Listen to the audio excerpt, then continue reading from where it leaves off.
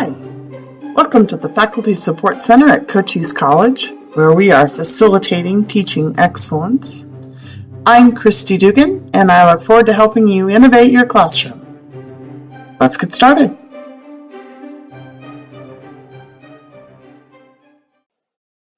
Hi, let's imagine that we're a student in this course, and one of the first questions when we enter for the very first time into our Moodle course is, what do I do? Who is my instructor, and what am I supposed to do first? So best practice is to have some kind of greeting and very obvious place for your students to go to get that information. So I strongly recommend one of your very first sections being renamed and having general information for the students just about the course as a whole. In order to be able to make these kind of edits and changes, don't forget that you have to go up here to the gear of your course and turn editing on. So it will look different if you're trying to make changes to your course, and it won't let you. Make sure that you have chosen to turn editing on. Now I can make my change to section 1. So I'm going to click on the little pencil next to that, and I'm going to change it to getting started. So there's not any real content in this section. It's simply a place for students to go to for information. And I forgot to hit enter. So I'm going to try that again, getting started, and hit enter to tell it I'm done. And now that I have that, I can actually click on the little gray arrow next to it on the left, and that shows the information that I have below. Now I've already added an instructor introduction page. You can tell it's a page by a little icon here next to it. But I'm going to click on add an activity or resource, because what I don't have is my faculty email, my office hours, or a link to my syllabus. And those are all important things to have right at the beginning for students. Anytime you want something to be visible, always on the main page, a good tool to use is a label.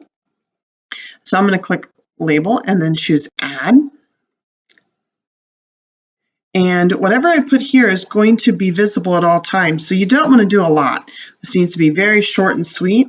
So maybe I want my email information, my office hours, and a link to the syllabus. Or I could even just say syllabus to be more concise. We're going to make that syllabus into a link. So I double click on the word and use the link button. And I've already gone to Google Drive and got a shared link to my syllabus. So here I can just paste that link. And I'm going to have it open in a new window because I don't want my students to get lost in that and then have to find their way back to Moodle. So I'm going to create that link now. And you can notice that it's turned red to show that it is a working link.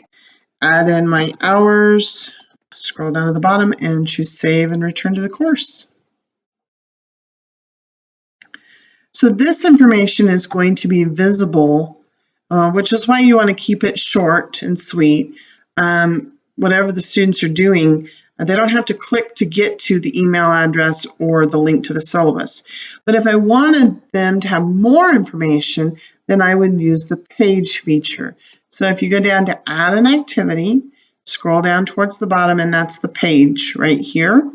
And when you choose this one, it allows you to add a lot more quality information.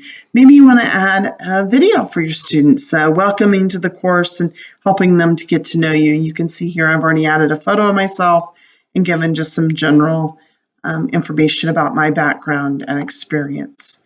So I hope you are excited about adding a little more information to help your students feel confident getting started in the course and knowing where to go. Gets everybody off on a good start. Thanks.